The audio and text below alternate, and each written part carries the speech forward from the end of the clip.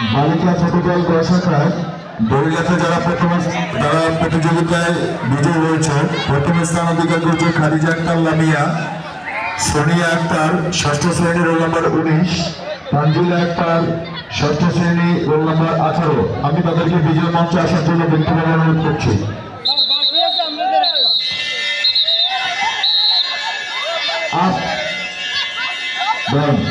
ধন্যবাদ।